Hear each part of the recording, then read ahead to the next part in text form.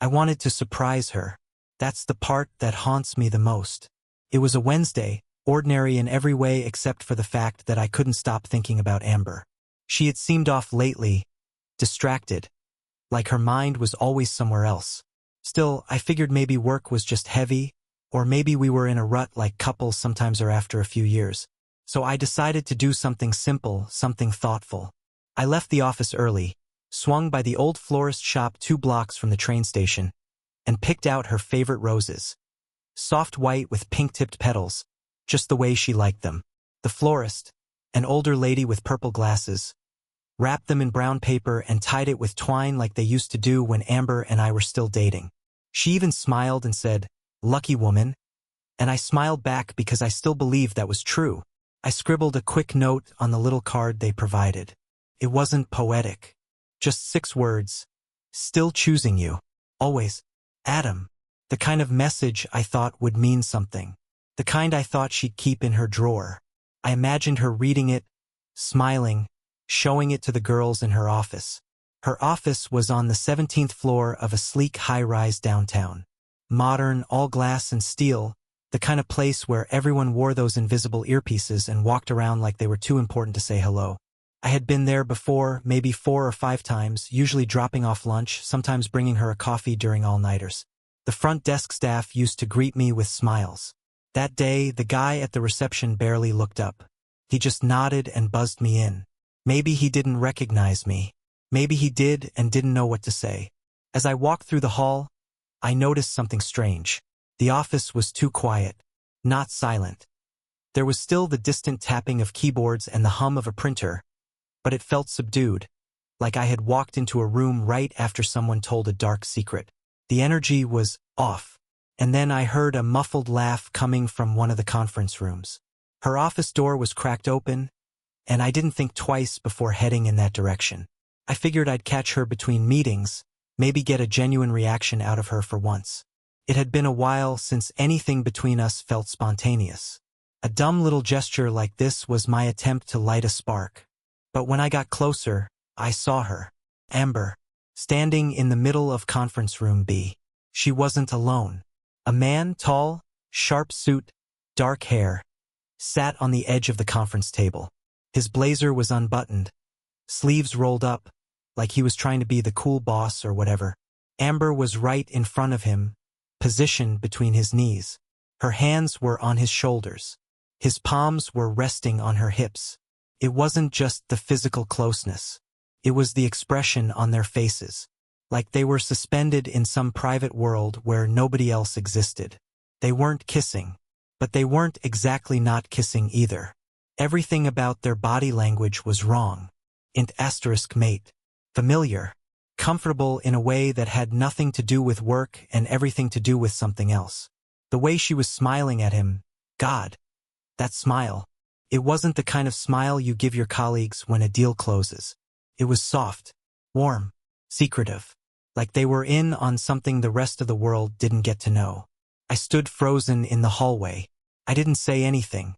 I didn't knock. I just stared. And then she turned and saw me. Her smile vanished instantly. Amber's body went stiff. She didn't jump back or gasp. She didn't rush over or try to explain. She simply stepped away from him, like she was clocking out of a role she'd been rehearsing. She walked toward me, the door swinging wider, letting out the cold, over-conditioned air of that conference room. "Adam," she said flatly, "what are you doing here?" That was the moment it hit me. Her tone, her posture. No panic, no guilt, just mild irritation, like I had shown up during her lunch break and messed up her schedule. I swallowed hard. My mouth was dry. "I brought you these," I said, offering the flowers. My voice sounded off, hollow, like it didn't even belong to me. She took them, glanced at the bouquet like it was a package she didn't remember ordering, and nodded. "That was unexpected. I thought you'd like a surprise." The silence that followed said everything. "I saw you in there," I added quietly. She didn't flinch. "It's not what you think." "Okay," I said slowly. "Then what is it?" She folded her arms across her chest. Her body language turned defensive. "It was a dumb joke. We just closed the Chang account. Everyone's been under pressure for weeks, and emotions were high. He got excited. That's all. Excited, I echoed. He had his hands on you. And I stepped away, didn't I? She replied. Like that detail erased the entire scene. There was a hardness in her voice I didn't recognize. And in her eyes, nothing. No shame. No embarrassment. Just cold calculation, like she was trying to decide how much truth she needed to offer to make this disappear. My eyes darted back to the conference room. The man, whoever he was, remained seated on the edge of the table, adjusting his sleeve like none of this concerned him. Who is he? I asked. Jarrett, she said, and the name dropped like a stone in my gut. We've been working on the Chang account together for 3 months. It's nothing. He had his hands on your waist, Amber. And now he doesn't, she said. Seriously, Adam, you're overreacting. That did something to me. The way she said it. Like I was being dramatic for reacting to a very real, very an asterisk mate moment between her and another man. As if I was the one seeing things that weren't there. My hands were clenched. I hadn't even realized it until that moment. Why didn't you pull away sooner? Her lips pressed into a line. Because I didn't see you. That wasn't the answer I needed. That wasn't even the right answer. Would you have if I hadn't walked in? I asked. Adam, stop, she said firmly. You're reading way too much into this. It was a celebration. That's all. I stared at her. At the woman I had been married to for nearly 10 years. And I couldn't find her in that face. I kept looking, but it felt like I was staring at a stranger who had studied my wife's features just enough to impersonate her. Same voice, same perfume, same wedding ring, but something vital was missing. This doesn't feel like nothing, I said. It didn't look like nothing. She sighed, brushing a strand of hair behind her ear. You're making ridiculous assumptions based on a few seconds of something you don't understand. You didn't even look sorry. Because I didn't do anything wrong, she snapped. That was it. That line split the world in two. Before and after. Doubt and certainty. I nodded slowly, backing away. Got it. She reached for my arm. Adam, don't walk away. I'm not walking away, I said. I'm just seeing things clearly. And then I turned. I walked down that hallway slower than I wanted to, forcing my feet to move even though every part of me felt like sitting down and folding in on myself. The elevator ride down felt endless. When the doors finally opened into the lobby, the world looked different. Sharper. Meaner. I stood outside for a while, holding those dumb flowers. The wind picked up, tugging at the paper wrapping. A petal fell. I didn't bend to pick it up. Something had changed. Maybe it had been changing for a while. But now for the first time I could see it. And it had a name. Jarrett. After what I saw in that conference room, something in me cracked, but not in the way you might expect. I didn't blow up. I didn't storm back inside and demand answers. I didn't yell at Jarrett or Amber or even myself. I just disconnected. It was like my body went into low power mode while my brain turned up the volume on every single memory, every little moment that suddenly needed to be re-examined under a microscope. I kept replaying things I hadn't thought twice about before. Things that, in hindsight, no longer felt harmless. Like how 2 months ago she stopped asking me what time I'd be home from work. That used to be our little routine, her texting, ETA, and me replying with something dumb like, soon enough to catch you in pajamas. Lately though, that thread had gone silent. No more check-ins. No more updates. Just silence. I used to chalk it up to her being busy. Big campaign. High stress. But now, after seeing her with Jarrett, all those little silences felt loaded. Like she had slowly moved herself to another planet and hoped I wouldn't notice the gravity shift. Then there was the coffee. We used to make it together in the mornings, even if we were grumpy and barely speaking. She'd grind the beans, I'd pour the milk, and we'd have that 10-minute window before the world intruded. Lately, I'd wake up to an empty kitchen. Coffee made. 2 mugs, but hers already cold, left abandoned in the sink. Like I wasn't part of the ritual anymore. It started to spiral from there. I noticed new perfumes in the bathroom, fancy brands with names I couldn't pronounce. Bottles I didn't recognize, tucked behind her lotions and serums. When I asked her about them, she said they were free samples from a friend who worked in marketing. I wanted to believe that. But then I found the receipt in the trash for a bottle that cost more than our utility bill. She hadn't gotten a sample. She'd bought it. Just not for me. Another time, I noticed faint smudges on the passenger door of her car. At first, I figured they were just from valet or something. But they kept showing up week after week. Same spot. Like someone was regularly getting in and out of her car. Someone who wasn't me. She'd also started leaving her phone face down, which wasn't unusual by itself. But combined with the fact that her message threads with coworkers were suddenly wiped clean, That was a red flag. Amber wasn't the delete everything type. She'd always been one of those digital hoarders keeping texts from 2 Christmases ago. Now her inbox looked like it had just been reset. I tried to give her the benefit of the doubt. I really did. I told myself people go through phases. That she was stressed, overwhelmed, maybe even depressed. But every day that passed, she felt further away. Not just emotionally. Physically. Tangibly. Like when she started spending more nights at the office, late conference calls, team briefings, or client dinners. There was one night that stuck with me. She came home after midnight, said they'd gone out to celebrate a milestone. She smelled like white wine and expensive cologne. Not her perfume, someone else's. She didn't try to explain. Just walked in, kicked off her heels, and passed out on the couch with her makeup still on. I stared at her sleeping, half expecting to feel anger.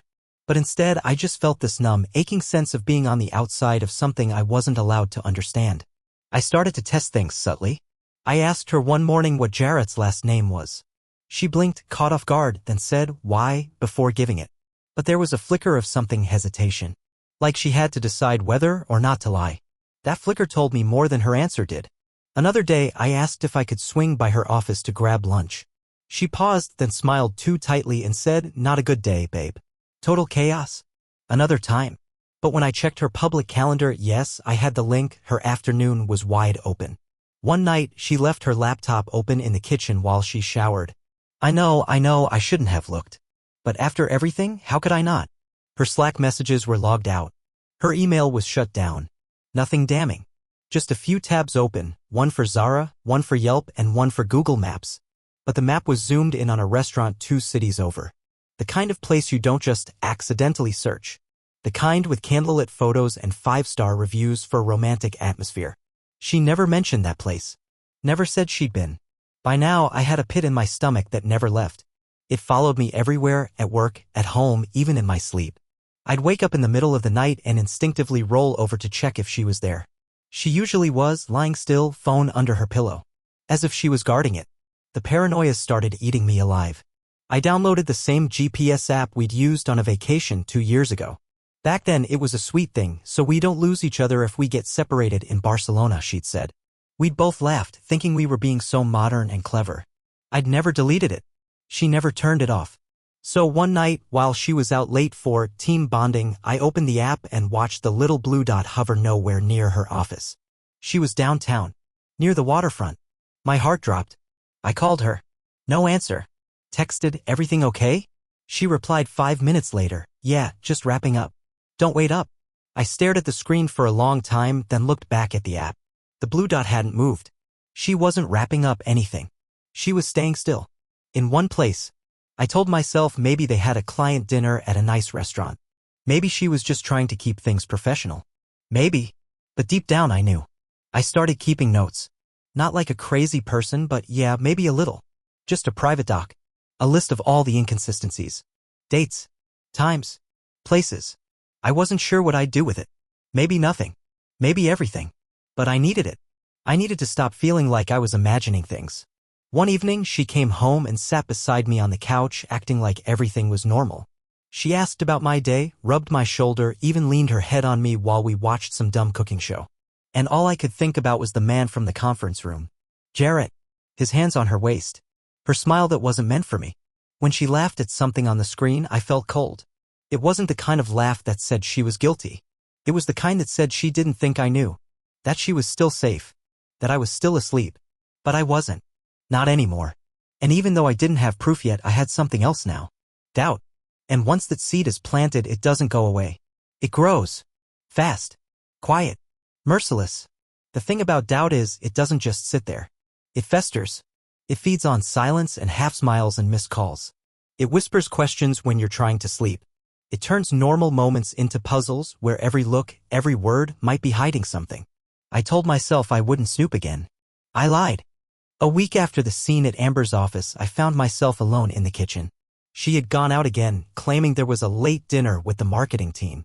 I was heating up leftovers when I noticed her laptop sitting on the counter, screen lit. No password prompt. Just open. Waiting. I didn't plan it. I didn't go looking. But there it was. An open Chrome window. Multiple tabs. At first, they looked ordinary: email, spreadsheets, some clothing website. But one caught my eye, a booking confirmation. It was for a luxury cabin in the countryside. Remote. Private. 2 nights. Reserved for Amber Green and a man named Jarrett Hammond. Jarrett. There it was. In black and white. The dates matched the exact weekend she had told me she was going on a team-building retreat. The same weekend I'd been home repainting the bathroom, waiting for check-ins that never came. I clicked through the booking. King Suite. Spa package. Romance special listed under the amenities. My heart didn't race. It didn't break. It just went quiet. Like it needed a minute to process what my eyes were already shouting. She hadn't even tried to hide it well. No fake email. No pseudonyms. Just her name and his, side by side like they belonged together. I didn't call her. I didn't text. I didn't scream or throw the laptop against the wall, though I wanted to. Instead, I opened the GPS app again. The one she still hadn't turned off. Her location pinged in real time 20 minutes from where I was. Not at an office. Not even close. She was in the city near the waterfront again. I recognized the street name. There were only a few high-end restaurants in that area. One of them had a mirrored front wall. I grabbed my keys. The drive there was a blur. I remember stoplights and horns and the buzz of my phone in the cup holder, but none of it registered. My hands gripped the steering wheel like I was trying to keep from drifting off the edge of something permanent. I parked across the street, far enough to stay unnoticed, close enough to see. There they were. Amber and Jarrett. Seated at a corner table tucked into the far side of the restaurant. The lighting was dim, but I could see them clearly through the glass. She was laughing. Not that polite office laugh, real laughter, the kind she used to reserve for me. She leaned in close, said something, touched his forearm. At one point, she brushed something off his cheek. And then, without hesitation, she kissed him. Not a quick peck. Not the kind of kiss you can excuse away as drunk or emotional. It was soft. Slow. Familiar. My stomach twisted. My jaw clenched so tight it hurt. But still, I didn't move. I raised my phone and took a picture through the glass. Not for revenge. Not for friends. Just for me. I needed something to anchor this reality. Proof that I hadn't imagined all the signs. That I wasn't crazy. That everything I'd feared was real. I didn't go inside. What would I even say? I wasn't about to make a scene in front of some waiter and a dozen rich couples eating overpriced scallops. I got back in my car, locked the doors, and sat there in the dark, my mind playing the image of them over and over again like some kind of cruel slideshow. On the drive home, I didn't cry. I didn't scream. I didn't even turn the music on. I just drove in silence. When I got back to the house, it felt foreign. Too quiet. Too intact. Like nothing inside had any idea what had just happened outside. I walked through each room slowly as if I might catch her scent lingering. There were traces of her everywhere, the scarf hanging on the coat rack, the tea mug on the nightstand, the framed photo of us from Maine. I stopped in front of it and just stared. We looked happy. God, we looked happy. It made me sick. I sat in my usual chair in the living room and turned off all the lights. Just sat there, holding the phone with the photo still open. Amber kissing someone else. The image burned itself into my brain. I remembered the time she told me I was her home. How she said there was nowhere safer than my arms. How she once cried because she had a nightmare about losing me. What was that? Was it real? Or just something people say when they think they mean it? Around midnight, I finally sent her a message. Just one. You weren't there by accident. I saw everything. It took her an hour to respond. You don't understand. It's complicated. Another came in seconds later. We need to talk. Please. I didn't reply. What was there to talk about? I had seen the truth. Not filtered through some excuse or half-truth, but in real time. With my own eyes. She had made her choice. Not once. Not impulsively. Repeatedly. Planned weekends. Dinners. Private smiles. Lies. This wasn't a mistake. It was a pattern. I spent the rest of the night awake, staring at the ceiling. In the silence, I started to realize something. I wasn't just grieving the betrayal. I was grieving the man I had been before it. The man who trusted without question. The man who brought roses and left corny notes. The man who believed that forever meant something. He was gone now, and something colder had taken his place. The next morning, I still hadn't responded. I could hear my phone buzz on the nightstand. Amber's name. A text. Then another. I didn't open them. She came home late, probably expecting a confrontation. Or maybe another lie would be enough. Maybe she'd lean on the old tactics, calm voice, measured words, subtle gaslighting. I didn't give her the chance. I stayed in my home office with the door shut and didn't move until I heard her upstairs. That night, we didn't speak. She didn't try to come in. Maybe she thought giving me space was the right move. Maybe she was too cowardly to face me. Either way, I didn't care. She could try all the rehearsed lines she wanted, but nothing she could say would erase what I saw. And now I knew. The woman I'd built my life around wasn't just distant. She was gone. When she walked through the door the next evening, I was already home. I'd left work early, not because I wanted to see her, but because I couldn't be around other people pretending everything was normal. The idea of small talk, of polite emails and lunchroom banter made me nauseous. So I left. Amber came in quietly, keys jingling, heels soft against the tile. She moved through the foyer like someone entering a stranger's home. I didn't get up to greet her. I stayed in my chair in the corner of the living room, just sitting there, lights off, holding the phone that still displayed the photo from the restaurant. I didn't want to hear her voice. I didn't want to hear whatever story she'd rehearsed on the way home. She saw me in the dim glow of the hallway light, paused, and said, "Hey." Not "we need to talk." Not "I'm sorry." Just "hey." Like we were picking up groceries tomorrow. Like she hadn't just set a bomb in the middle of our life and walked away from the blast. I didn't respond. She took a breath and walked into the room, hovering a few feet from me. She didn't sit down. Maybe she sensed I wouldn't want her near me. Maybe she didn't want to sit either. "I know you're upset," she started, her voice even, calm. "But I need you to understand that what you saw wasn't."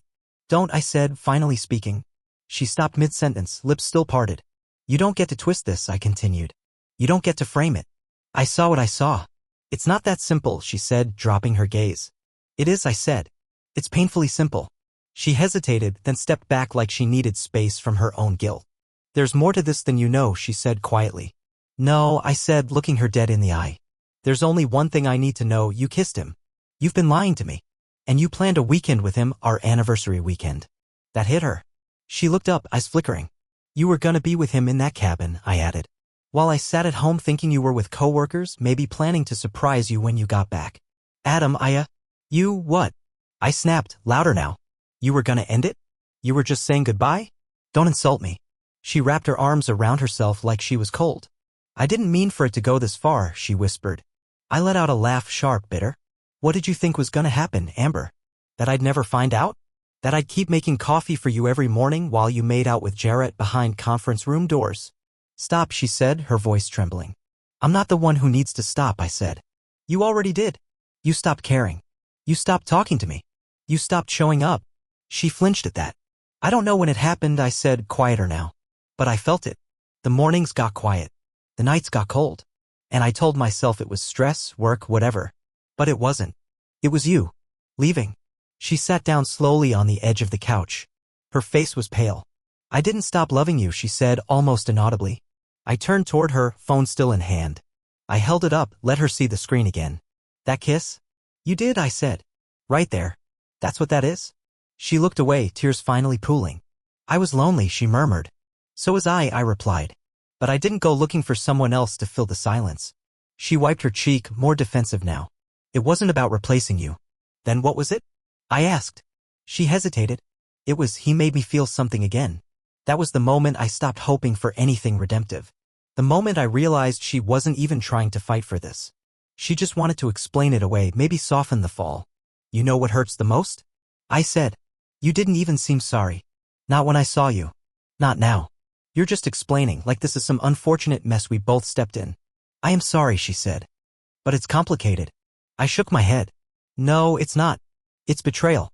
And you're trying to make it poetic." She didn't argue with that. We sat in silence for a while. The kind of silence that isn't just quiet, it's loaded. Heavy. Final. She looked at me, eyes red. "Can we talk? I mean, really talk? Maybe tomorrow or No," I said. Her brow furrowed. "Just one conversation, Adam. Please." "We already had it," I said, standing up. I walked over to the table, set the phone down, and reached into a drawer. I pulled out the envelope I'd prepared earlier. Inside it was the photo I'd printed her and Jarrett at the restaurant. I placed it on the coffee table between us. She stared at it. "This is the conversation," I said. "This picture says everything." Amber opened her mouth, then closed it. For once, she had nothing to say. "I'm done," I said. "I can't do this anymore." She stood quickly, panic in her eyes now. "Adam, wait, don't say that. We can work through this. People come back from worse." "Not us," I said firmly. "Don't throw 10 years away," she pleaded. "You did that the second you booked that cabin." Her face crumbled. "I never meant to hurt you," she said. "But you did," I replied. And you didn't stop. You kept choosing him. Every text, every meeting, every lie, you chose him. Her tears came harder now. But I didn't move toward her. I didn't comfort her. That part of me, the one that instinctively reached for her when she cried, was gone. Maybe not forever, but gone from her. I walked toward the staircase, pausing only for a moment before I turned back.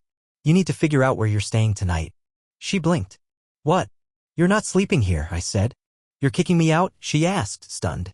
I'm asking for space, I said. Something you've been taking without asking for a while. She opened her mouth again, but I didn't wait to hear it. I walked up the stairs and into the bedroom. I shut the door behind me. And for the first time in weeks, I exhaled. Not because I felt better, but because the pretending was finally over. The next morning, I woke up early. Not because of work or alarms. Just my own mind, still buzzing, still turning over what had happened. I walked downstairs to find the house empty. She was gone. No note. No goodbye. Just a cold cup of tea on the counter and the envelope still sitting on the table. Good. I didn't need her version. The silence she left behind said more than she ever could. I didn't hear from Amber for 3 days. Not a call, not a text, not a knock on the door. Just silence. And as strange as it sounds, that silence wasn't peaceful, it was noisy. It filled every corner of the house, echoing off the walls like a reminder that something was missing and not just her. I wasn't mourning the woman, I was mourning the narrative. The illusion. The life I thought we had. On the 4th day, she messaged me. Can we talk? Just once. I need to say something. Please. I stared at it for a long time. My first instinct was to ignore it. I didn't owe her anything. But something inside me, maybe the version of me that hadn't fully died, decided to answer. One conversation. That's it. We agreed to meet at a small cafe by the lake, the same one where we used to celebrate her birthdays. It was neutral ground. Nostalgic but public. I figured that way things couldn't spiral into tears or blame. At least not too loudly. She got there before I did. I spotted her from across the parking lot, sitting outside under a green umbrella. She wore a cream sweater I recognized from last fall and jeans that looked intentionally casual, like she was trying not to look like someone who had cheated. Her hair was tied back, her makeup light. She looked tired. And nervous. When she saw me, she stood up but didn't smile. Just nodded. I didn't hug her. I didn't even shake her hand. I just sat across from her and waited. She opened her mouth, then closed it, then finally said, "Thank you for coming." I nodded once. No need for pleasantries. "I know you don't owe me anything," she said. "I know I messed up." I said nothing. She folded her hands in front of her. Her nails were chipped. Amber never let her nails chip. I've been thinking a lot. About how it got here. About what I need to say. And honestly, I'm not sure how to say it. I leaned back in my chair. Try honesty. That'd be new. She flinched at that but nodded. Fair. There was a long pause before she spoke again. Jarrett didn't start as anything serious, she began. It wasn't like I woke up one day and thought, I want to cheat on Adam. It just happened slowly. A little flirtation during meetings. Inside jokes. Late-night messages. It felt harmless at first. That's how most affairs start, I said flatly. She swallowed. Yeah. I guess so. You could have stopped it, I added. I know, she said, her voice cracking. I knew what I was doing, even if I told myself otherwise. But it felt good to be seen again. To feel noticed. Noticed, I repeated. So I stopped seeing you? No, she said quickly. It wasn't like that. You've always been steady. Supportive. But somewhere along the way I stopped feeling like a person. I felt like part of a routine. Like I'd become furniture in my own life. That's not an excuse, I said. It's not, she agreed. But it's the truth. She stared down at the table. Jarrett made me feel alive again. That's the word that keeps coming up in my head. Alive. I didn't realize how numb I was until someone came along who reminded me what butterflies feel like. I clenched my jaw. Butterflies don't last. Commitment does. I know, she whispered. But at the time it felt like oxygen. And what am I? I asked. Carbon dioxide? She shook her head, tears welling up now. You were everything I needed. And I threw it away because I was selfish and stupid and afraid. Afraid of what? That it was over. That we were over. That you'd eventually stop trying too. And if I was going to lose you, I wanted to feel something first. I stared at her. So you sabotaged us on purpose? No, she said, panicked. Not on purpose. But maybe deep down I was daring the world to catch me. And then you did. I took a deep breath, trying to keep myself grounded. Her words felt rehearsed, but not dishonest. Like she'd spent hours writing a speech in her head and was now reciting it line by line. I don't want to lose you completely, she said then. That's why I asked to talk. That line, I don't want to lose you completely, hit differently. It wasn't romantic. It was strategic. You want a backup plan, I said coldly. She blinked. What? You want the door open. Just a crack. An emergency exit in case Jarrett doesn't pan out. No, that's not it. It is, I said. You don't want to lose me, but you already did. The moment you made someone else your safe place. I never wanted to hurt you, she said, crying now. But you did. She wiped her eyes, trembling. I know I can't take it back, she whispered. But I just needed to say it to your face that I'm sorry. Not because I want to be forgiven, but because you deserve to hear it out loud. I looked at her long and hard. For a moment, I saw the woman I'd fallen in love with. The woman I built a life with. But that woman wasn't there anymore. She was a ghost wearing my wife's face. I reached into my coat pocket and pulled out a single printed photo. The one from the restaurant. Her and Jarrett. Lips just touching. I slid it across the table to her. She stared at it in silence. This is the end, I said. She looked up, tears falling freely now. I'm not angry anymore, I added. I'm just done. She tried to speak, but I stood before she could. I hope you figure out what you really want, I said. And then I walked away. I didn't look back. I didn't wait for her to chase me. I didn't let myself imagine she would. I just kept walking. By the time I reached my car, I felt lighter. Not healed. Not happy. But lighter. Like I had finally put something down I'd been carrying too long. And that felt like a start.